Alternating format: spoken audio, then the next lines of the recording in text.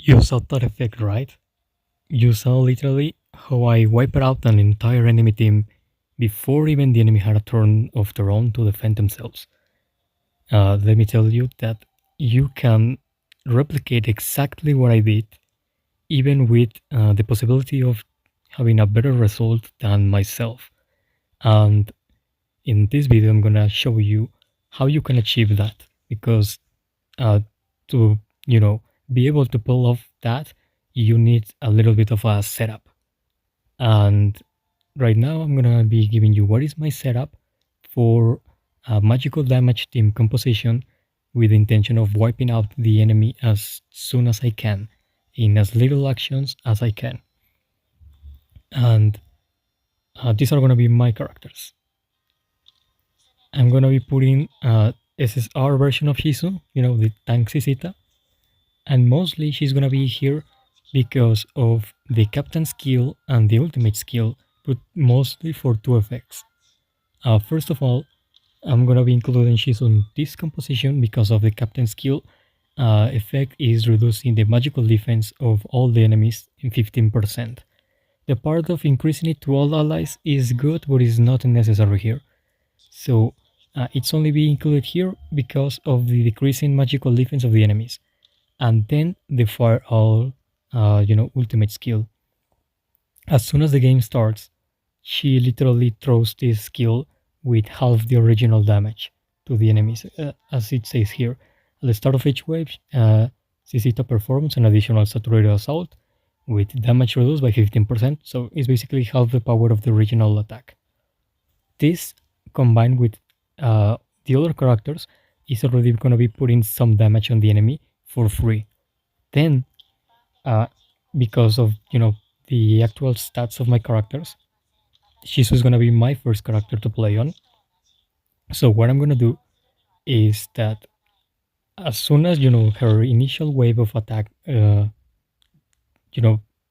takes effect and damage the enemy, I'm gonna go with my leader skill. I'm gonna throw the negative burst on the enemy to throw their turn meter back, so I can guarantee that my characters are gonna play before the enemy characters, unless they have an SSR solution, and to deal even more magical damage and hopefully putting damage aggravation on the enemy that is gonna make them take 30% more damage. So I'm gonna be doing that as my second, my second thing. As soon as she's rules use Hein's leader skill, then the original fire all ultimate skill of Cicita to deal even more area of effect magical damage, and with the intention of putting the coordinated lock effect on the enemy. The coordinated lock effect makes the enemies deal 10% less damage and take 20% more magical damage. So this effect combined with the damage aggravation is making the enemies take extra 15% extra damage. 50% is extra 30% from damage aggravation and extra 20% added magical damage from the coordinated lock state. So with this, it's not a lot of damage because she's a tank. She's not meant to do a ton of damage. But you already weak the enemy defenses enough to the point that you're gonna be able to, land a very important hit on the enemy and probably kill at least one of them. My other characters on this composition is Victim, the Living Knock, mostly because of the Flesh Sacrifice skill.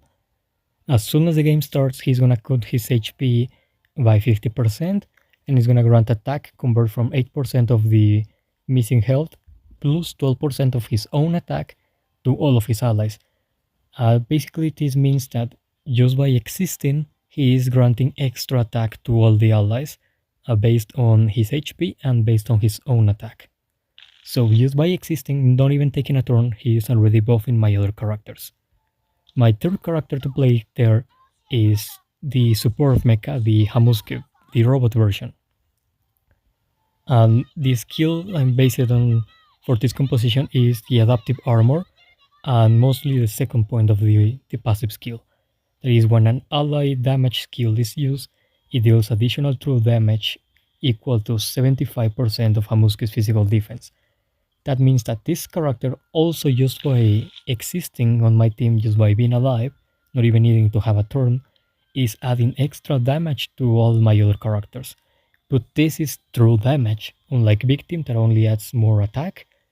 Hamuske adds true damage that goes and bypasses all the enemy defense. Kind of bit of like what Termination does a little bit, because Termination nullifies part of the enemy defense. Well, Hamuske passive skill, that point, basically nullifies all the enemy defense when inflicting that additional damage. And because this character is a tank, has a ton of defense, so that basically transfers into a ton of extra damage. And the fourth character is a little bit variable. I was looking through, all my high level characters and so, and I reached one conclusion, but in a moment. In case you didn't know, I already did this kind of, composition guide for the meta team that includes characters like Seshi for a more physical damage oriented team. This time I'm doing more of a magical damage one. So I was looking at the mages, what could be your main damage dealer, and I have two main options.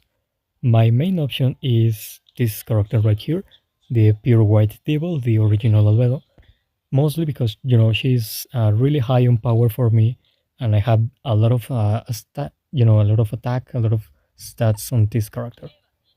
Uh, what I will do, this will be based on the speed, my second character to play after Tank Shizu.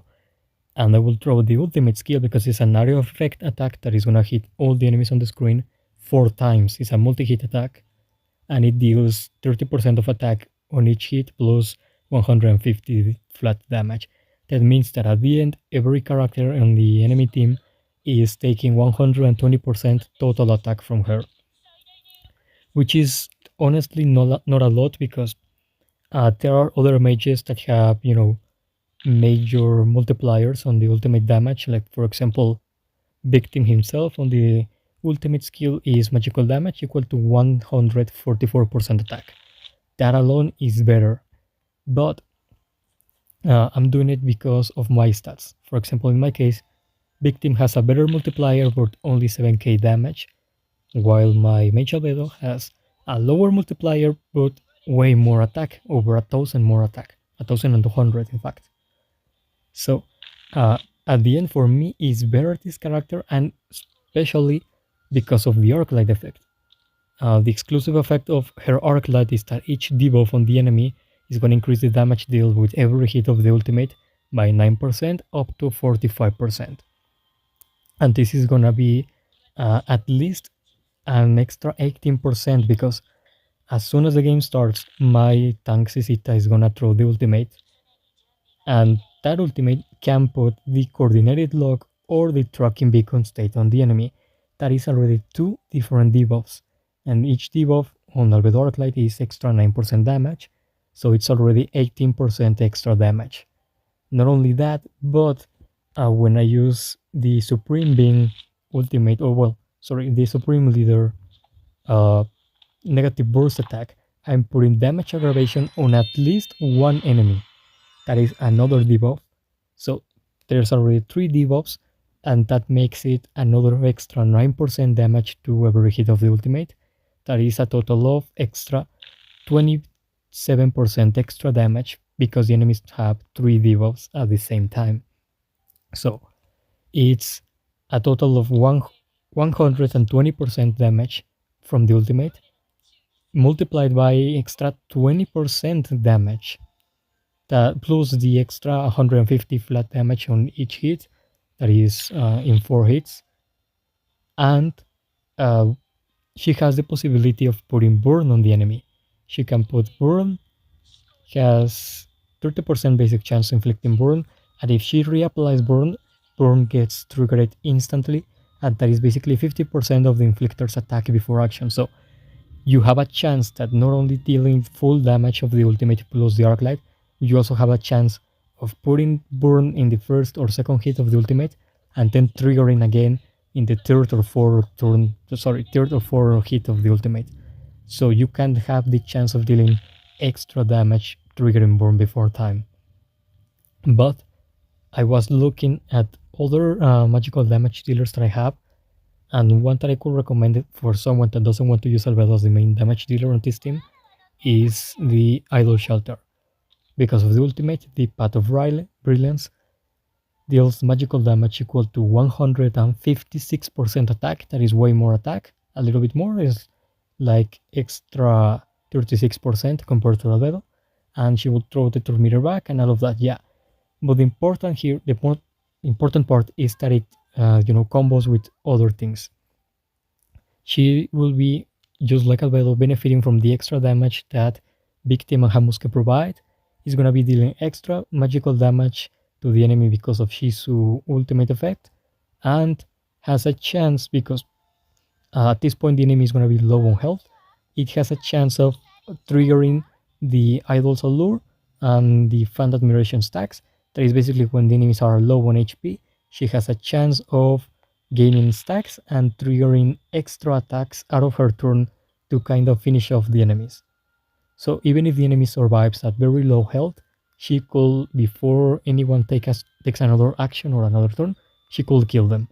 Only bad thing in this composition compared to, for example, Albedo, will be that she has Beyond Speed.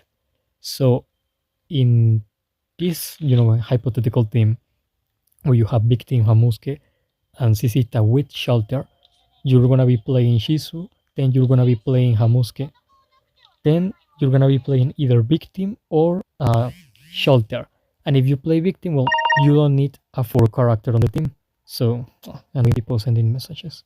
Sorry for that. So you won't need an 4 character, so Shelter will be kind of pointless unless the enemy survives the Victim attack. And if you play, Shelter right before Victim, then Victim finishes them off, and you don't need the Fan Admiration stacks from Shelter. So it will be kind of pointless. But if you play the normal version of Albedo here, because she has Aeon Speed, means that she's gonna play before Victim. So you could use Albedo to play, as soon as you can, and you save Victim as your last turn in case the enemy survives, you kill them off with the ultimate. But the intention here is that as soon as the game starts, Shizu is gonna weaken the enemy with the ultimate. It's gonna deal a little bit of damage, because even when she doesn't have a high multiplier of damage on her ultimate, the extra damage from Victim Hamuske is gonna add, and is gonna make her actually hurt the enemy. Then Hamuske and Victim will be, kind of like in the backline, or at least this is the intention, that they're not gonna have a turn yet, because that will be a little turn.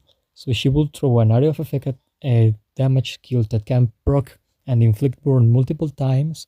Also has another multiplier of extra damage based on the number of debuffs that the enemy has.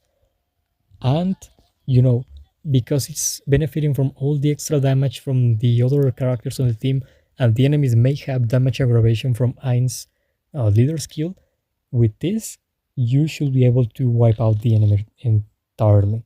And if one enemy or maybe two survive because they have a revive, like Valkyrie Shelter, for example, or they're just too tanky, then you have Victim to, either finish them off or stun them with the ultimate, so the enemies, even when they take a turn, they lose the turn, and you have another entire rotation of skills on each one of your characters to kill the enemy. And now what I'm gonna do is that I'm gonna, just show you like one or two more combats so you can see how you can literally wipe out the entire enemy composition with this little strategy. It works really well in Holy Ruins.